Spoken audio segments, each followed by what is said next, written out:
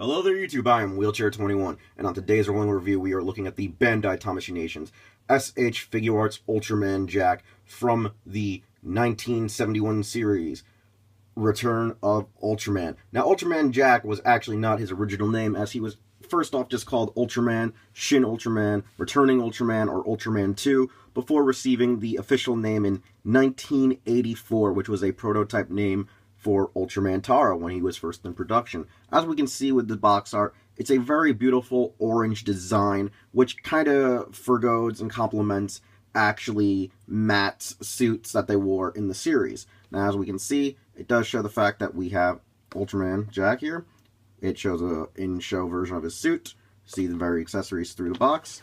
And on the back, it shows that he is one of the few Ultras thus far to have several accessories, whether it be blast effects or actual weapons that he can hold.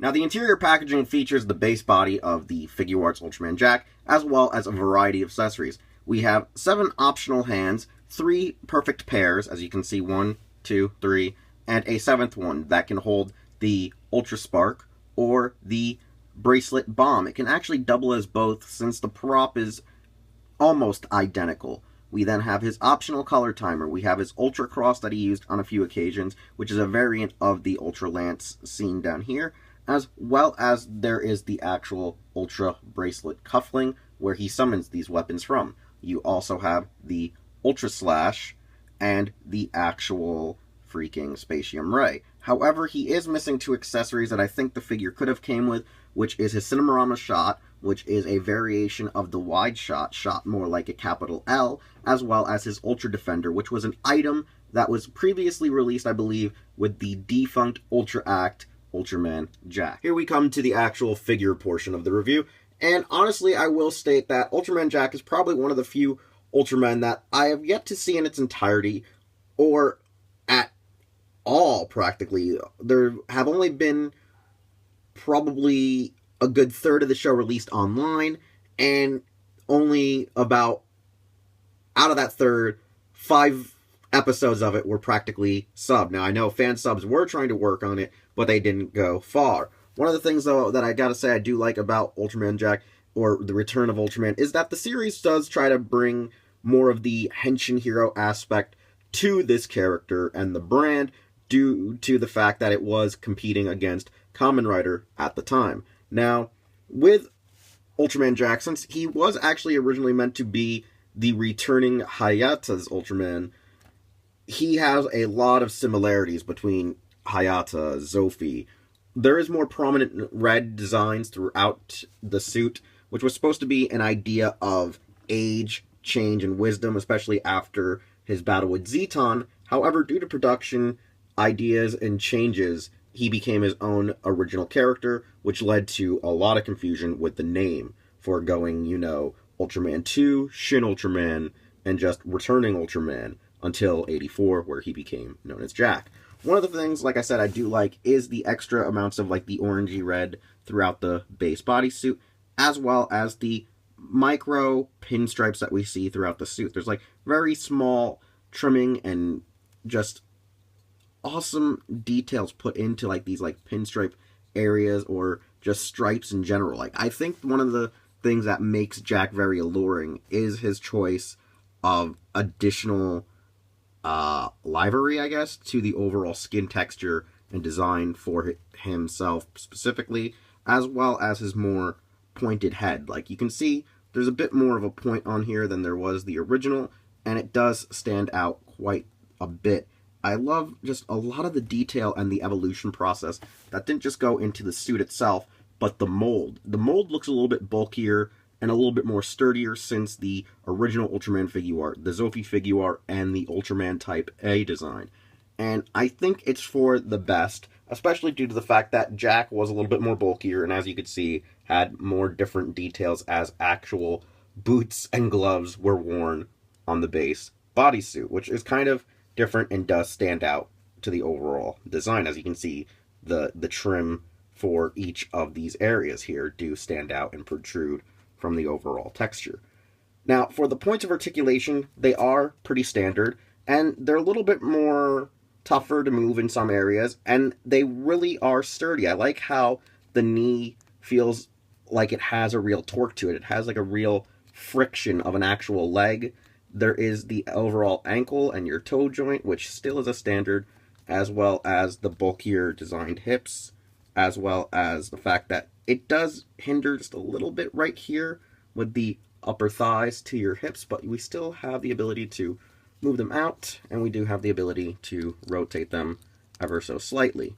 I don't think you should fully rotate it or you might break it off the peg. You have your abdomen joint, which is standard. You have your interior shoulder design, as well as an actual shoulder swivel. There is no bicep swivel as found with Figuarts in the Kamen Rider line, or the defunct Sentai line, or Dragon Ball Z line, but we still have elbow, and we have a wrist, as well as the fact that this piece right here does come off to replace for the Ultra Bracelet, as well as one thing I will bring up is that I noticed the spine area, the entire column here, is perfectly cut and shaven to avoid some of the issues found in the Ultraman Guide and the actual Ultraman Orb figures, where they weren't perfectly cut and sculpted right to allow a full movement of the overall head to give him a more realistic pose when flying. For our accessories, let's begin with the Ultra Bracelet. As one can see, it's a very small cuffling, where we had to really zoom in on this to get the finite details,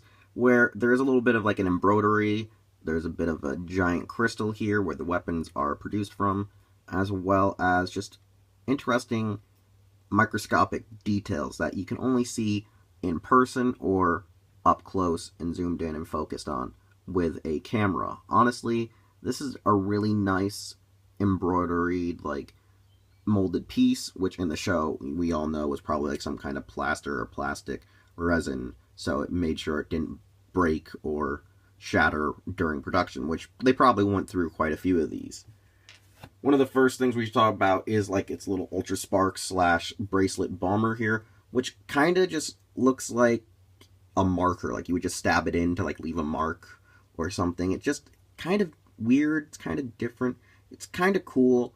I like its style. It has that old school 60s vibe known to AG's designs and his personal likings of just being just abnormally futuristic, of that old vintage sci-fi that a lot of people love. I mean, this piece does honestly look like it's supposed to be like some kind of UFO or just like some kind of little marker or little pin badge, but it's actually used as like a cutting device or an explosive device depending on the variation used in the show. And I think the use of the Ultraman right in here in silver stripes really does stand out. Whereas when it extends out to become your actual Ultra Lance, it actually is pretty interesting because the length, as you can see here, is pretty long. When I measured it out up against the figure before the review, I noticed it's about 3/4 its size, meaning this is a really long accessory. It's probably nearly 5 inches in length, and it's actually one of the most sleekest designs. It's mostly used as like a basic fighting lance or staff, but doubles as also a javelin-like spear that is thrown and pierced through enemies.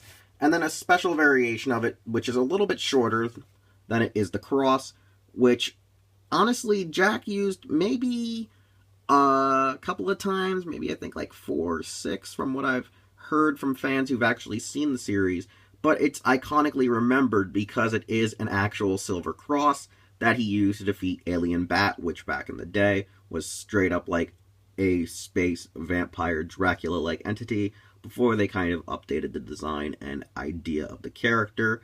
And a lot of people just, like I said, remember it for being iconic due to the fact that it's a silver, like, Christian cross. For his attack effects, we have the Ultra Slash, which is just an updated, alternate version of the vintage Ultraman disc shot. It's really cool, it's awesome.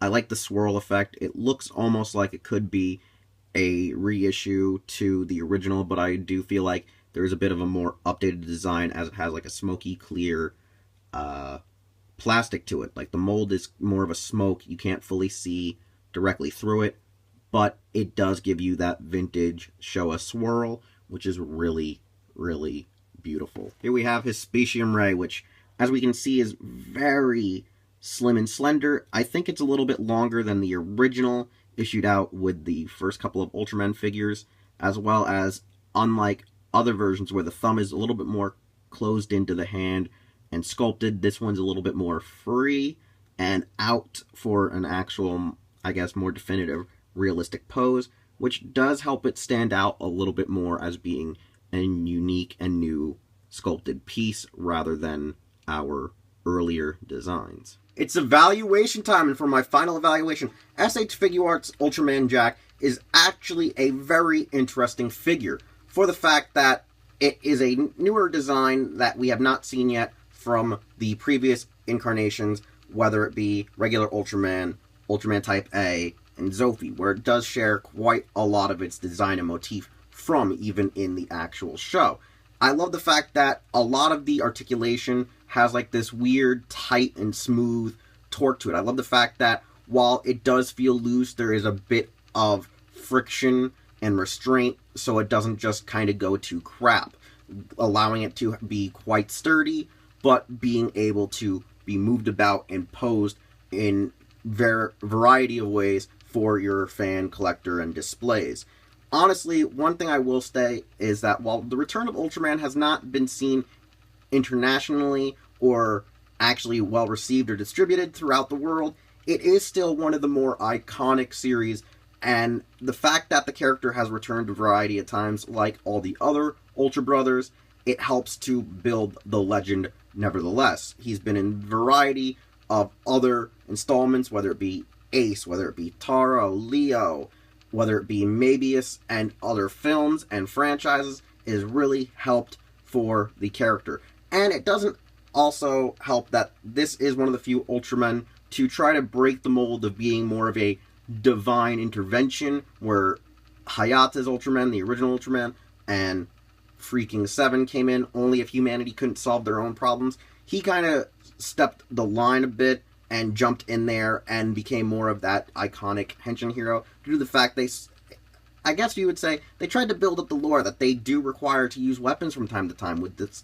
idea of the Ultra Bracelet, and it does actually make him more remembered because he's the Ultraman with the weapons. He's the Ultraman with the cool tech at the time when you look back at the older shows. So he has helped to establish the brand alongside his predecessors. So it's one of those things where you're going to want to have it to complete your Ultra Brothers. You're going to want to have it for its ability and history of being just an icon. And you might actually just enjoy it if you haven't seen Return of Ultraman or ever seen Ultraman at all. Like, once you get into it, you're going to see that Jack, or Hideki Go, played by Jiro Dan, is a marvelous character.